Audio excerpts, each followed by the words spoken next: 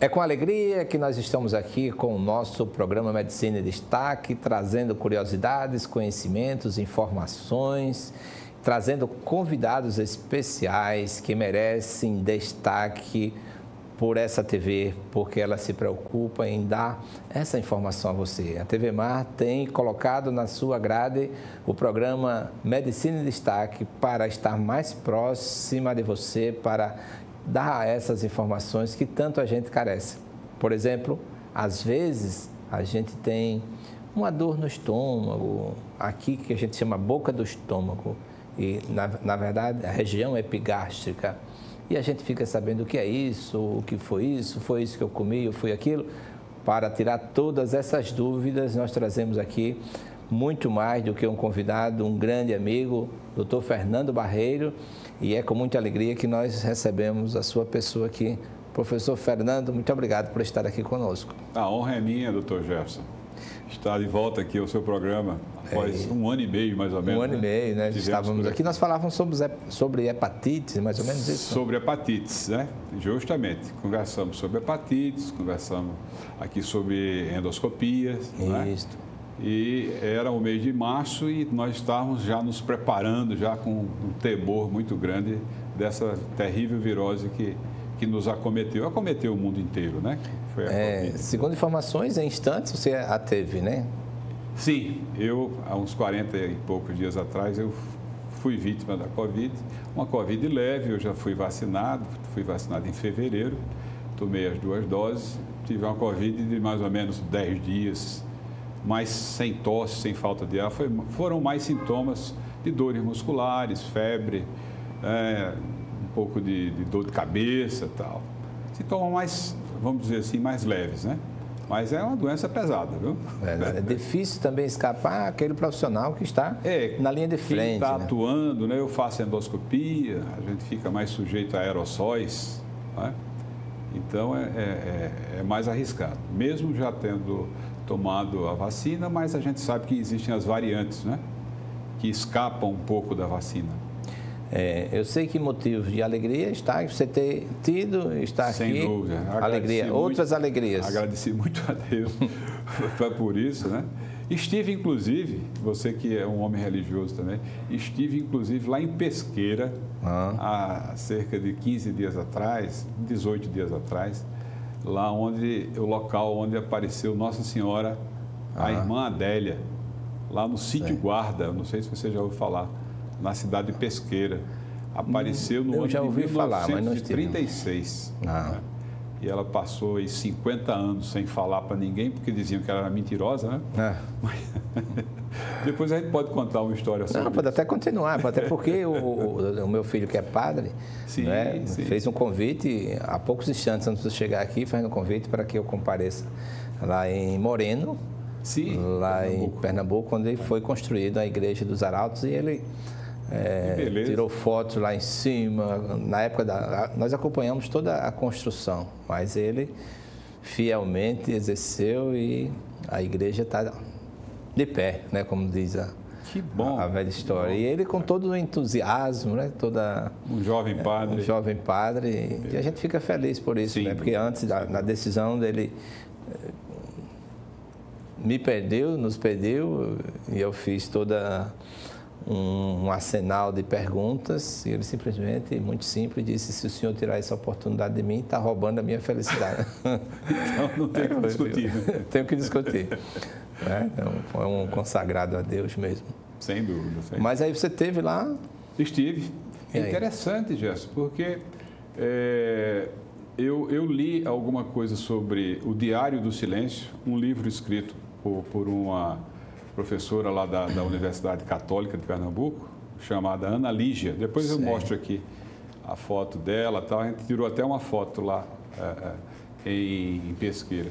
E ela escreveu esse livro justamente porque ela foi o mestrado dela, a tese de mestrado, porque ela achou interessante essa freira, por nome de Maria da Conceição. Ela depois entrou para o seminário do Colégio Damas, lá em Recife. Né? Lá recebeu o nome de Irmã Adélia, né? E ela tem uma história muito interessante. Ela, no ano de 1936, criança, pequena, assim, com 12 anos, 13 anos, ela e outra, que chamava-se Maria da Luz, essas duas crianças estavam colhendo mamona, porque se utilizava mamona antigamente, naquela época, para fazer óleo, né? Para fazer óleo para as lamparinas, porque não tinha energia elétrica, né? Então, ela colhendo mamona, quando apareceu, viu uma imagem, né? E aquela imagem chamou a atenção, foi se deslocando para um monte que tem lá, dentro de terra dos índios chucurus. E ela foi, as duas crianças foram e era uma senhora vestida de azul claro e que deu algumas mensagens, mandou algumas mensagens, falou algumas coisas, elas semi-analfabeta, a outra era analfabeta, e depois ela ouviu tudo e ficou preocupada, falou para a mãe disse, vai falar com o padre. Ela foi falar com o padre que era um cidadão de origem alemã, que já tinha vindo da Alemanha para cá correndo da guerra, porque já sabia que ia ter guerra e tal. Então ele veio com a família e ele era médico. Ele era médico e quis ser padre. Ele era padre novo, uns 30 e poucos anos, mas muito já conhecedor, né? Inclusive de ciências biológicas, porque já era formado em medicina. E questionou, não acreditou, né? Para resumir, ele fez 80 perguntas, preencheu 80 perguntas em alemão e latim. E disse, diga para essa aparição aqui responder. Só isso. Pois é. Aí a menina foi, no outro dia trouxe as respostas todinhas. Ele tomou um susto, foi falar com o bispo, né? O bispo disse, você tem que analisar. Vamos devagar, né? Vamos investigar. Pronto, é daí o livro, assim, porque terminou que a irmã Adélia, ela tentou falar para outras pessoas, tal, mas todos diziam que era mentira. Inclusive outros padres ali a se confessar, diziam, não, isso é mentira, tira isso da cabeça, você teve uma ilusão. Isso não é... Então ela ficou calada, quis ser freira, não quis chamar a atenção. Se ela fosse para o seminário e ficasse falando isso, iam dizer que ela estava querendo aparecer, vamos dizer assim. Então ela ficou em silêncio, assim como o padre. Só que as mensagens que Nossa Senhora tinha dado para ela... começaram a concretizar. Isso, começaram a concretizar. E ela ficou muito preocupada porque ela não estava divulgando. Então ela já, assim, com os seus 50 e poucos anos, ela apareceu com um câncer. Um câncer de mama que depois metastizou, já estava numa fase bem avançada. O colega médico oncologista, isso na década de 80, final dos anos 80, disse que ela tinha poucos meses de vida, que ela procurasse arrumar tudo, tal, porque ela não tinha mais chance, já estava com metástase óssea, metástase pulmonar, entendeu? Aí ela disse, meu Deus, eu tive essa oportunidade de vir Nossa Senhora e eu fiquei tão calado esse tempo todo e nem divulguei as mensagens que ela mandou divulgar. Então ela pediu à irmã, a Madre Superiora, que primeiro deixasse ela falar para as outras irmãs, as noviças e as freiras novas. E depois disso aí, a irmã consentiu. Aí todas as irmãs e noviças que quiseram ir lá no sítio onde ela tinha visto, lá no distrito chamado Simbres, né, em Pesqueira, que é longe, fica a uns 15 quilômetros do centro de Pesqueira, em direção já a Paraíba. Todas foram e lá ela começou a rezar o terço e de repente ela disse, irmãs, ajoelhem-se que Nossa Senhora está presente. Maravilha. Aí, a partir desse momento, ela fez uma oração, ela pediu em voz alta, dizendo que gostaria que Nossa Senhora intercedesse junto ao filho dela, pedisse para curar essa doença dela, que ela tinha medo de morrer, eu sou fraca, eu gostaria de ver mais, eu gostaria de fazer as coisas que a senhora me pediu e eu não fiz. né? E parece mentira, né? Essas coisas assim que estão na cara e a gente não vê. Mas quando retornou a Recife, dias depois foi ao médico e o médico se espantou. Disse: a senhora está com um aspecto tão bom, vamos refazer os exames. Pois, Gerson, pelo relato da história, eu até conversei com a própria escritora, Ana Lígia, que conviveu com a irmã Adélia viva. Isso foi em 88, ela tinha menos de 60 anos e ela ficou curou do câncer e viveu mais de 30 anos, viveu mais 33 anos, foi morrer em 2013, entendeu? Aí ela teve tempo de pregar, de anunciar, né? E tem várias, se você entrar hoje no YouTube, na internet, você vai ver várias e várias falas dessa irmã Adélia a respeito. E ela, inclusive, intercedeu por muitas pessoas lá em Recife, de outros, até fora do Brasil, pessoas que foram lá pedir que ela fizesse orações, e ela conseguiu muitos milagres. E ela está num processo já de beatificação. É interessante, né? O doutor Fernando Barreiros é um amigo e participa conosco nessa caminhada. Até já participamos de alguns congressos de médicos católicos. Teve um no CRM, teve um outro aqui no hotel. Isso. E sempre é convidado. Nós vamos ter um congresso brasileiro de médicos católicos. Inclusive vai ter uma live comigo e o padre Cícero Lenisvaldo. Ele vai falar sobre a...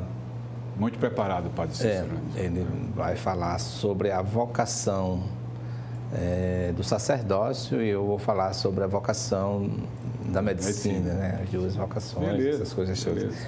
E como sacerdócio, né? Vai ser bom como ser um pré-congresso. A professora Nilza nos convidou, era bom que ela estivesse aqui com você, mas ela virá também. Nilza Martins, que ela é uma entusiasta da católica. Mas, professor Fernando, eu acredito que nós vamos fazer depois um programa só falar sobre o papel do médico católico em épocas de pandemia. Eu entrevistei há pouco tempo o doutor André Falcão. Sim, eu vi Você viu. E foi muito bom e eu acredito que nós faremos também nesse sentido.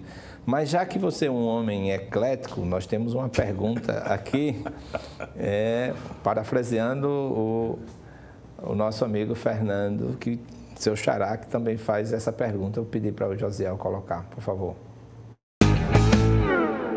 Meu querido Fernando Barreiros, uma honra saber que você está aqui na nossa casa, a TV Mar, ao lado dessa grande figura, Dr. Gerson Odilon. Que bom, hein? Saúde, muita paz.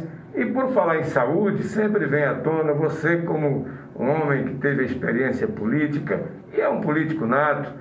E aqui vem essas questões do dia a dia, que estamos nesse enfrentamento do Covid-19, dizimando aí a população. E eu fico imaginando a cabeça de um profissional da medicina que viveu também o ambiente político e essa politização da saúde, as polêmicas em cima da pandemia. Tudo isso é tema bastante para você aí, nos fazer uma análise geral sobre a sua ótica de um grande profissional da medicina e de uma inteligência das Alagoas. Um abração, saúde e muita paz. Prazer tê-lo aqui conosco. Muito bem, grande abraço, Fernando Palmeira. Conheço já há muitos anos, Fernando Palmeira. Verdade. Cidadão muito respeitado, não é? Muitos anos aí, repórter, jornalista da Gazeta de Alagoas. Olha, é interessante essa questão que ele colocou. Nós tivemos até a oportunidade, em março do ano passado, de conversarmos sobre isso. Não é? Ainda não havia essa politização tão grande. O que a gente sabe de concreto, né, como médico, é que, infelizmente, as doenças virais, elas, de um modo geral, não têm tratamento, principalmente na fase aguda. Né? Então, você tem aí um sarampo, você tem uma coqueluche, você tem uma catapora, você não tem tratamento, você trata os sintomas, né? Que são a febre, né? O prurido, no caso da catapora, mas tratamento mesmo infelizmente você não consegue, né? Avançamos muito na medicina, por exemplo, na área que eu trabalho bastante, que é a hepatologia, né? Onde nós já temos antivirais potentes, né? Por exemplo, que já eliminam o vírus da hepatite C. Mas são coisas recentes, porque se tratou a hepatite C no passado, eu tratava também hepatite C. Teve até um período que não tinha o que fazer com a hepatite C. Se fazia corticoide e tal, alguns casos dava certo. Depois passou-se a se usar interferon pegilado. Na verdade, não era nem o pegilado, era o interferon convencional, junto depois com ribavirina. E somente por volta do ano 2010, que começou a surgir os inibidores de protease, depois surgiram drogas mais modernas. Atualmente, nós temos realmente um arsenal terapêutico para tratamento da hepatite crônica C, não é? Com eficácia grande, Gerson. A hepatite B já tem também o tratamento, não é? Também na hepatite crônica B, né? Não consegue ainda se erradicar. O vírus B é mais complicado, porque ele é um vírus DNA, ele fica no interior do núcleo da célula, né? O cDNA, ele fica dentro do DNA da célula. Ele se incorpora ao DNA da célula, é mais complicado, né? Mas outras viroses que existem por aí também, infelizmente, não tem tratamento. A COVID, que é uma virose recente, SARS-CoV-2, que é agora de 2019, eu me lembro que eu conversava com o Celso Tavares, meu colega de turma de 78. Foi nosso entrevistado aqui, né? A gente conversou em dezembro sobre isso. Ele disse, olha, Fernando, está tendo um surto lá na China, mas está muito fechado. Eu tenho recebido informações de alguns colegas do exterior. Depois, em janeiro, a gente se encontrou na confraternização da nossa turma, de 1978 da UFAL. Ela é da sua turma? Da minha turma. Nos formamos juntos, começamos na UFAL em janeiro de 1973. Sim. E terminamos em 78, né? Aí eu me dava muito com ele, a gente se entendia bem, o Celso era muito estudioso. E ele, infelizmente, eu ainda o vi no CRM em fevereiro, começo de fevereiro. Teve até uma mesa redonda para discutir. Na verdade, foi quando o colega nosso, o Nolasco, o Roberto Nolasco, passou, parece que ia fazer parte da academia, né, de medicina. E eu encontrei com o Celso e conversei com ele ainda, em fevereiro, dias antes da morte dele. Foi uma morte súbita, né? Realmente. Um edema agudo de pulmão, teve um infarto, infelizmente. Mas ele já estava muito preocupado com isso. E estava vendo que a doença já estava na Europa. E a verdade, para responder o Fernando Palmeira, é que, infelizmente, né, eu creio que o governo brasileiro optou, né, de enfrentar a doença com medicamentos que não eram apropriados, né? Porque medicamento para malária, por exemplo, a malária não é o vírus, né? Você sabe que a malária é um protozoário, né? São 3 malárias, inclusive, né? São 3 tipos de malária. E deu no que deu, né? O Brasil, infelizmente, hoje está com 560 e tantos mil mortos, né? E ele, proporcionalmente, ele tem mais mortos do que os Estados Unidos, né? Nós somos o 2º lugar em mortos, mas eles têm 335 milhões, 340 milhões de habitantes, nós temos 210. Então, nós estamos num patamar muito ruim. É agora que a gente está vacinando. A vacina, toda essa novela aí que gerou até uma CPI, ela não foi comprada no tempo certo, devia ter sido comprada quando foi ofertado pela Pfizer, no mês de julho, agosto do ano passado. E se tivesse sido comprado, nós teríamos tido 30 milhões de doses já em dezembro, janeiro, porque a Pfizer fez os estudos dela no Brasil. Então, a Pfizer estava louca que o Brasil fosse o garoto propaganda da vacina dela, porque foi utilizado aqui entre os brasileiros. Mas, infelizmente, você sabe, né, o que é que ocorreu e está vindo à tona aí. Há essa discussão com relação à aprovação da Anvisa e assim por diante, né? Então, uma coisa você não pode, enquanto não tem a vacina, ou enquanto não tem um medicamento para uma hepatite, você faz um chantinon, como o pessoal usava também. Mas o importante é que se faça alguma coisa e se deixe na liberdade de fazer, né? Apesar de que realmente fechar exatamente as portas para o uso de qualquer coisa, no sentido, né? Concordo. o tratamento sintomático deve ser feito, né? Mas não existe assim um tratamento preventivo. Como o governo alardeou, não é? A prevenção só é a vacina mesmo, não existe outro tratamento, não é? A gente tem que eu tive a Covid agora 40 dias atrás, tive uma Covid fraca porque tomei as 2 doses de vacina. Se eu não tivesse tomado, eu podia ter tido a sorte de outros colegas, nossos amigos, que já se foram, vários colegas. Você tinha tido a sorte, como a linguagem médica diz, ter tido o êxito letal. Pois é justo, essa é a nomenclatura médica, êxito letal. Pois é. Mas, isso eu perguntei sobre motivos de alegria, né? Pois não. Motivo de tristezas que teve, assim, perdas incomparáveis como a do... Sim, né? Sem dúvida. Muitos colegas que atuavam na linha de frente. Me lembro agora aqui de um colega pneumologista, né? O Biraci, né?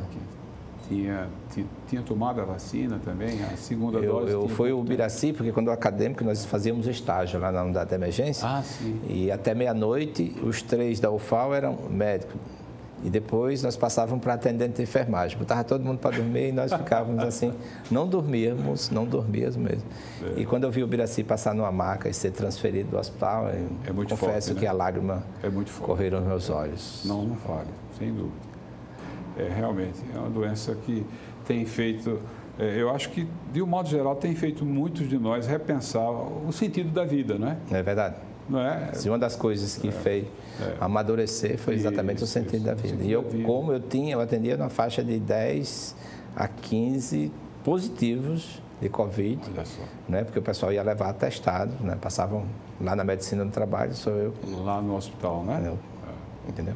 É isso mesmo. Mas é isso. Mas assim, o que você pensou de um fato, na verdade, enquanto nós não tínhamos a vacina, foi exatamente alguns medicamentos que soltaram alguns efeitos positivos.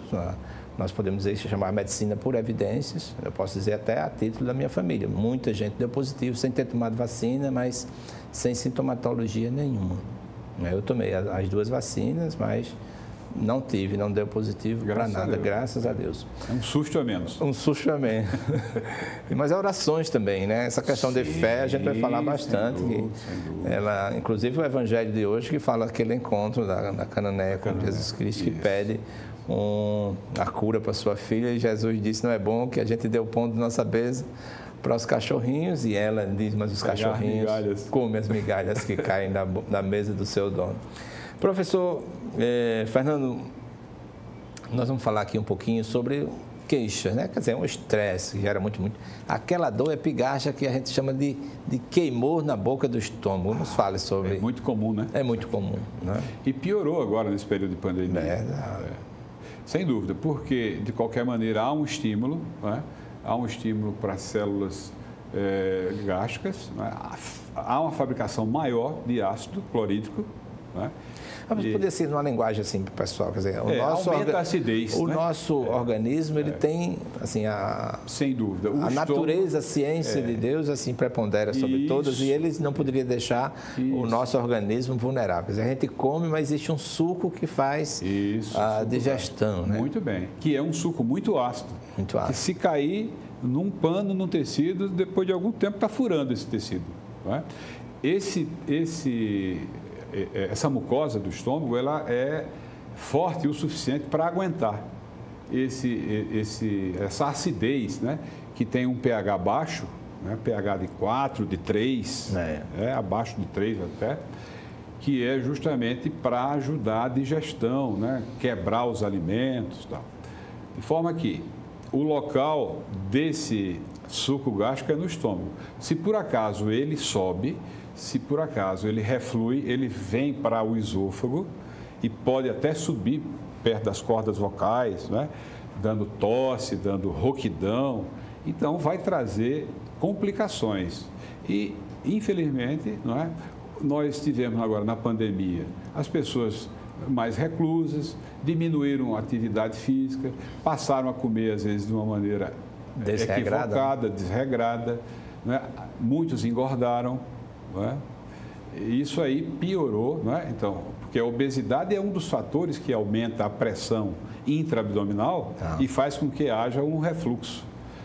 De forma que são os sintomas, Gerson, que nós temos encontrado com frequência no nosso consultório.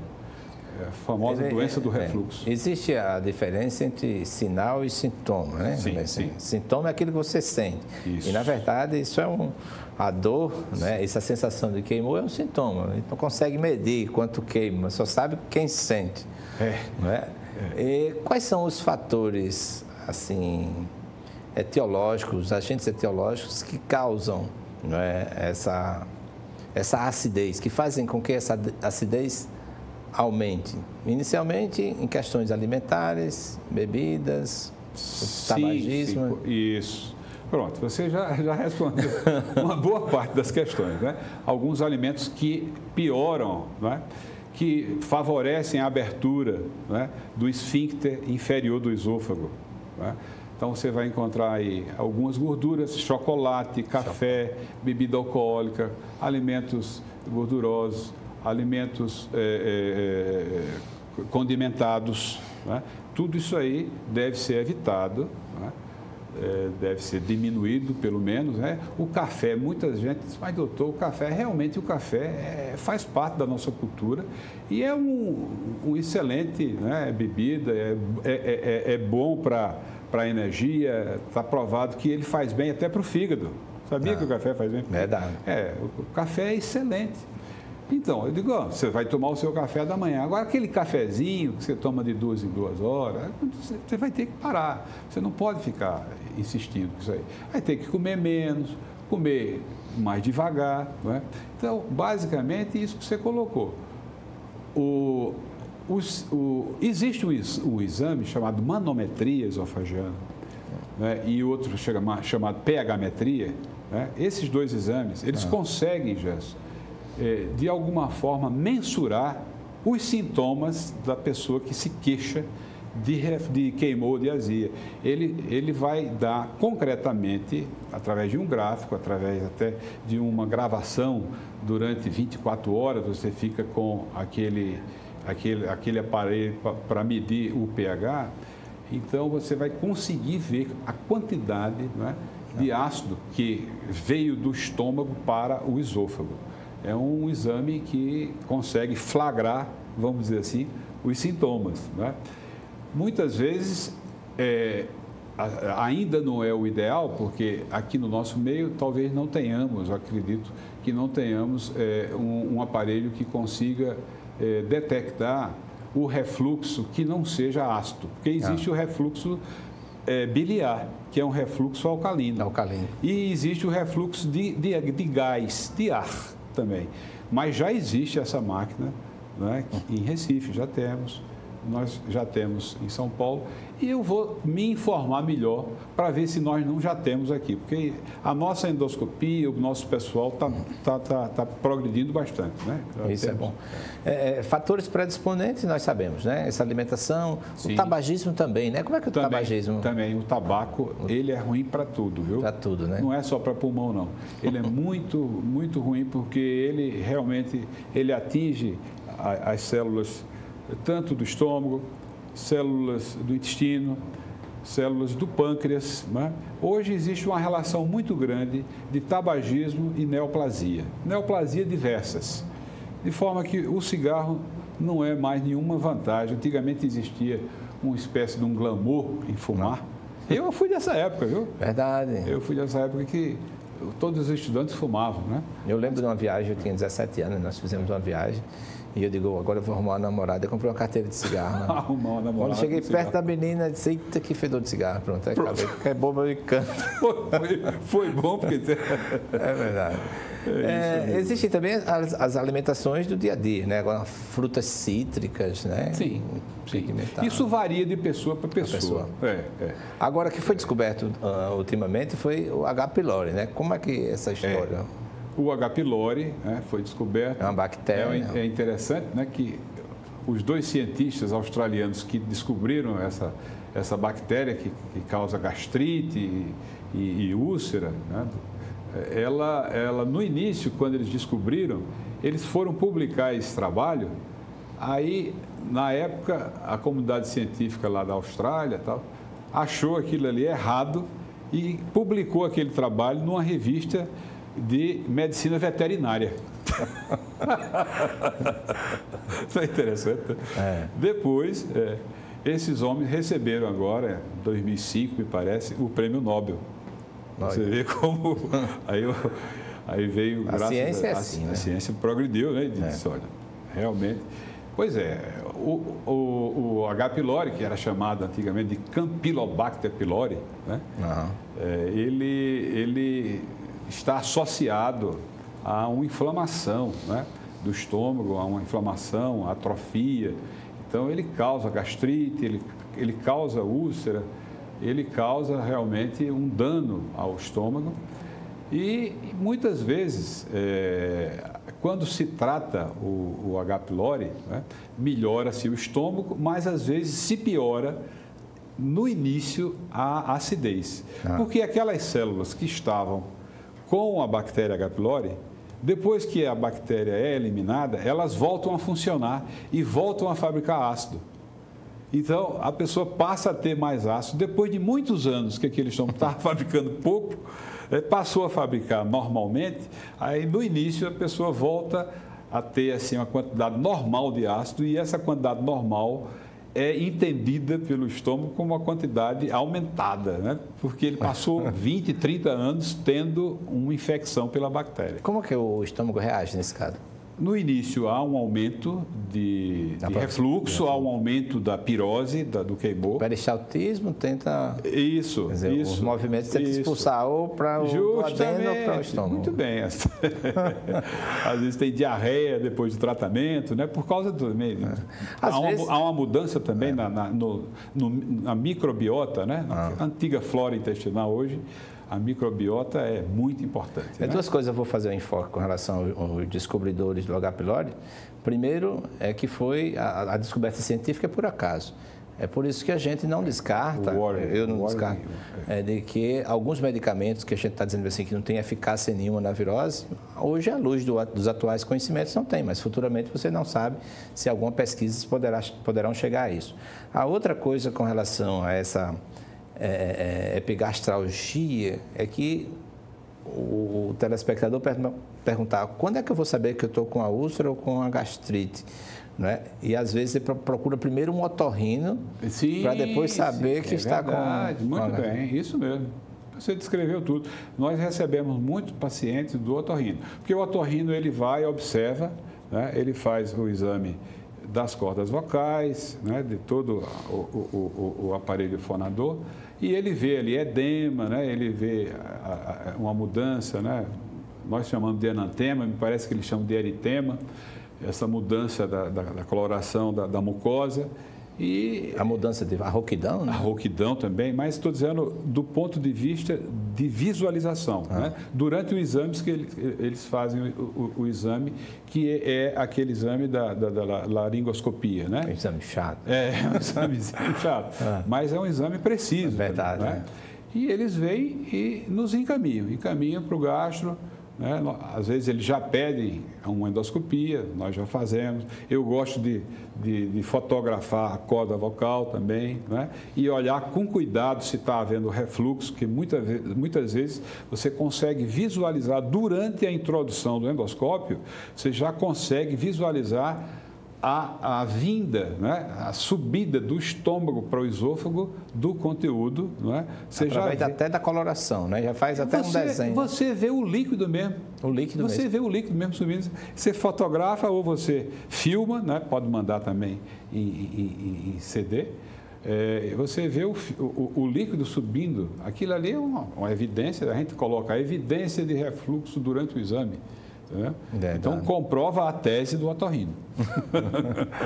Agora, uma pergunta que não deve deixar de ser feita é como, né, o leigo pode dizer assim, eu estou com uma úlcera ou eu estou com uma gastrite, né? Sim. Às vezes, para ele não falar besteira, né? Em bom sentido, né? Com todo respeito. Sem dúvida. Né? Que muito isso, a dúvida também até dos profissionais. Né? Como se estabelece, né? Nós estamos falando com um gastroenterologista, com a experiência, até do ponto de vista de hábito. Por exemplo, comer a gordura ofende mais quem tem a úlcera ou quem tem a gastrite? Certo. De modo geral, quem tem a úlcera pode se prejudicar mais, não é? Porque antigamente, Gerson, eu estudei naquele livrozinho do Dr. Djalma Vasconcelos. Sim, também estudei. Gastroenterologia prática, que depois eu fiz, inclusive, o estágio com ele. Durante a residência médica, eu fiz a minha residência, uma parte em Brasília, depois fiz em Recife.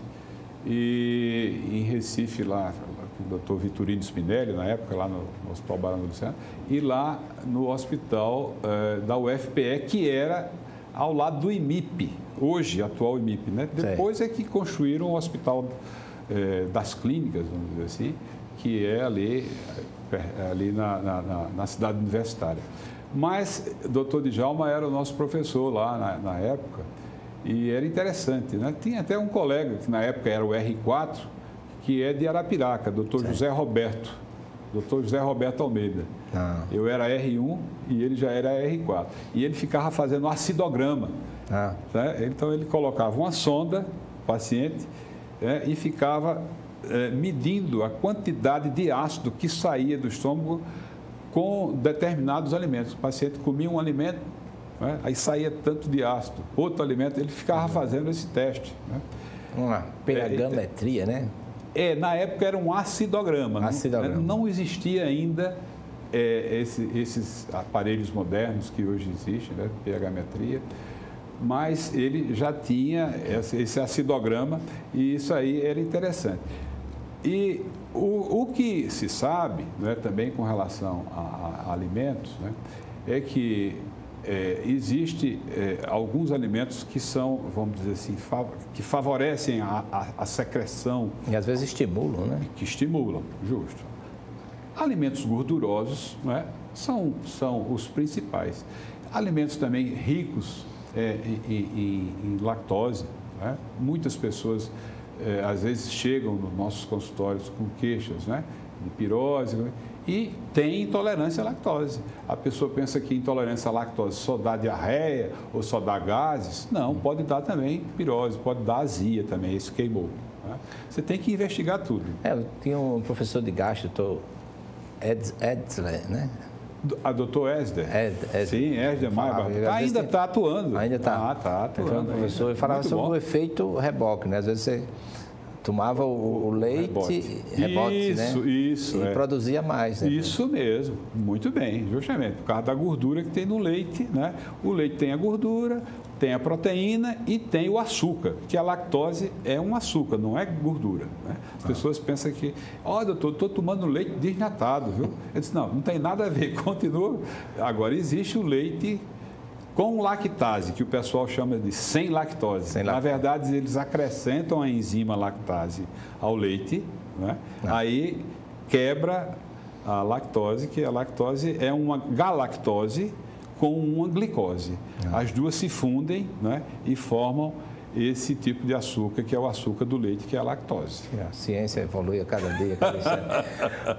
Os antiácidos. Os antiácidos. Naquele tempo, Gerson, os antiácidos eram basicamente a base de hidróxido de alumínio, né? Está lembrado? Estou lembrado. Não é isso mesmo? Hidróxido de alumínio, que existia, né?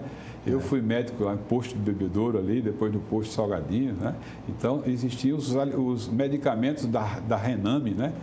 Que um deles era o hidróxido de alumínio. O hidróxido de alumínio, prescrevemos muito. Isso mesmo. Então, a gente usava hidróxido de alumínio, eram as famosas dietas ovolácteas. A pessoa tinha que comer tantas horas a menos, tantas horas depois. Era tudo uma busca, né, por uma melhora do paciente, mas que não era tão efetiva. Né? Essas coisas só vieram a melhorar quando surgiram os inibidores. Né? Antes dos inibidores, vamos falar sobre um tratamento mais específico, nós vamos falar que uns fatores que agravam também, por estresse, trânsito, sobe, desce, essas coisas, alimentação desregrada, café, mas existem também, por exemplo, a gravidez, obesidade, que são fatores que aumentam, né? Aumentam. Aquilo que eu falei, a questão do aumento do abdômen, ele aumenta a pressão intragástrica, né? Isso faz com que haja, vamos dizer assim, o estômago seja de alguma forma empurrado, né, para cima, e isso faz com que o esôfago também comece a receber uma carga maior, não é, de conteúdo que era para estar dentro do estômago. Basicamente, isso aí é uma questão física, no caso, né? É a obesidade, é a gravidez. Mas, voltando para... Ainda, o hábito de deitar após as refeições. Né? Sim, é outro. É outro, né? Outro fator. Nós sabemos que o estômago ele tem dois esfíncter, né? Sim. Tem o cárdia e o piloro. E o piloro, isso. O piloro, que quer dizer porteira, né? Eu vim aprender com o professor Manga Rosa, né? Piloro quer dizer porteira, que é a saída do estômago para o duodeno. Muito bem. Já o cárdia é para o esôfago. Para o esôfago. Aí fala muito dessa hérnia de hiato, né? Como é? A hérnia de hiato, justamente. A hérnia de hiato nada mais é de que o estômago, quando ele penetra, ele sobe, né? Aqui no diafragma, nós temos aqui, no meio do diafragma, nós temos justamente, na anatomia, nós temos o esfíncter inferior do esôfago. Né? O esfíncter inferior do esôfago, se ele estiver mais aberto, se ele estiver, que nós chamamos de hipotonia do cárdia, né? É ele mais aberto, ele já reflui. E quando ele está acima daquele local que nós chamamos, aquela linha, né? Escamo colunar, ou linha Z, se ele está acima, se a linha Z está acima, 2, 3 centímetros, já é uma hérnia de hiato. Essa hérnia de hiato, que a gente vê frequentemente na endoscopia, o melhor método de ver hérnia de hiato ainda é a velha seriografia, tá lembrado? Sei. Só que ninguém quer fazer mais, porque 30, 40 reais não paga, material gasto. Nem o bário que se usa, né? Justamente. Então, hoje é difícil você fazer uma seriografia, mas é um exame muito bom para ver hérnia, para ver mega esôfago também. Mas na endoscopia, o endoscopista razoavelmente experiente, ele vê ali a hérnia de hiato, né? E ele consegue, então, já orientar o paciente. Normalmente, né, você tem que tomar essas atitudes, evitar de comer muito, evitar de se deitar com o estômago cheio, evitar de tomar líquido nas refeições, né? Perder peso, evitar certos alimentos e, muitas vezes, é necessária a cirurgia, mas para isso tem que fazer um estudo prévio, ver se tem um esôfago que vai reagir bem à cirurgia, não é? Sabendo que a cirurgia resolve às vezes durante alguns anos, mas depois volta. Agora, com relação propriamente dita ao tratamento, o que é que conseguimos mais em termos de medicamentos para o tratamento? Isso aí tem sido, né, assunto, vamos dizer assim, de estudos e lançamento de medicamentos frequentes, né? Inclusive, hoje me parece que tem uma live, né? E ontem teve outra também. Todo dia tem live, hoje em dia.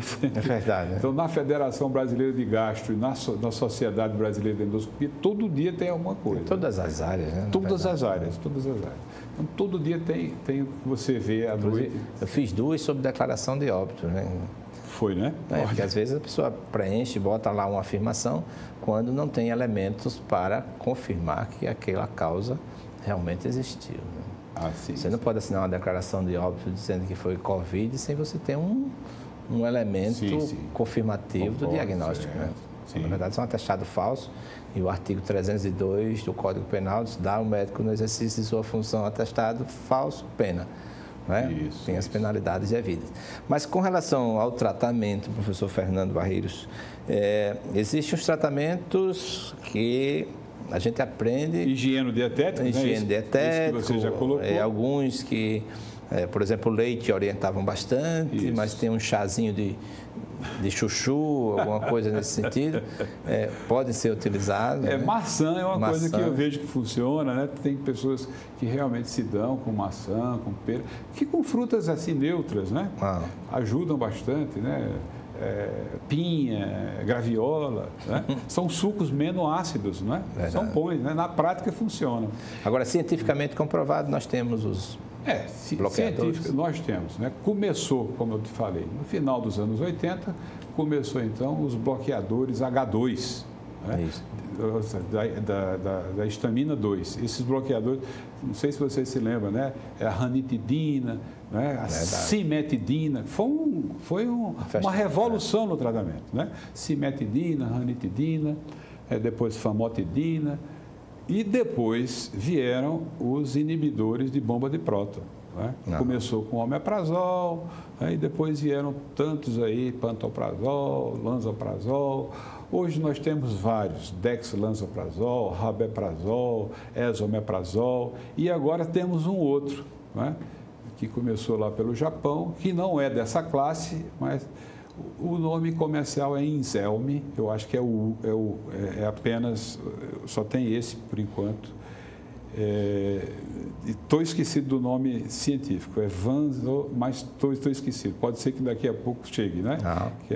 Mas são alternativas concretas e realmente eles bloqueiam essa bomba de próton, diminuem bastante a fabricação de ácido, são eficientes, efetivos. Até o velho omeprazol, que é distribuído no SUS, ele funciona. Às vezes quando faz um uso crônico, né? Até que ponto se pode utilizar o omeprazol ad perpétuo? Existe essa questão, porque eles têm efeitos colaterais, né? Eles diminuem a absorção de cálcio, está provado isso. Então, a pessoa o seu uso crônico pode diminuir a absorção de cálcio, levando a osteopenia, osteoporose. Não é?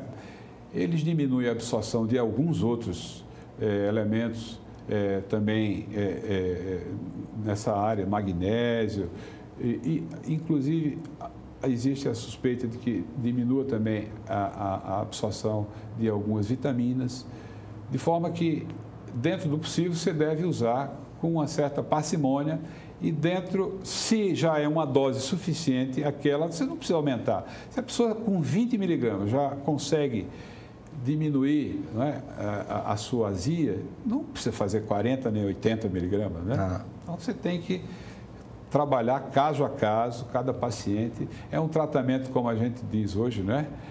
É um tratamento particular, é um tratamento caso a caso, não é isso aí. Não existe uma receita de bolo. Existe, e meu pai sempre dizia isso quando a gente ia sair de casa, disse, olha, me diz com quem tu andas. Eu dizia assim, passarinho que anda como cego, dorme de cabeça para baixo. Mas existe uma máxima que diz assim, me diz com quem tu andas, que eu te direi quem tu és. Isso. E essa pode ser usar por analogia, me diz o que tu comes, que te direi o que sofres, assim, ou quem tu és também. Sem dúvida, sem dúvida. Faça essas considerações finais para o nosso telespectador. Pois não. Os fast food da vida dizem isso, né? São esses alimentos aí, esses sanduíches com várias e várias coisas, essas coisas com muito óleo, as coisas às vezes até gostosas, né? Mas você deve usar uma vez na vida. Tem gente que come isso todo dia, né? Então engorda, a pessoa tem problemas de saúde, passa a ter aumento de colesterol, passa a ter aumento de triglicerídeo, pressão alta, passa a ter esteatose hepática, além dos problemas de estômago, né? Verdade. De forma que, no que você disse agora, concordo em gênero, número e grau, né? Existe uma correlação muito grande entre alimentação e doenças. Tanto é que existe uma especialidade que é a nutrição, onde se busca tratar o paciente através de uma dieta, uma alimentação bem regrada, bem feita. Aliás, nesses fast foods que aparecem, né, geralmente é acompanhado de um bom refrigerante, né?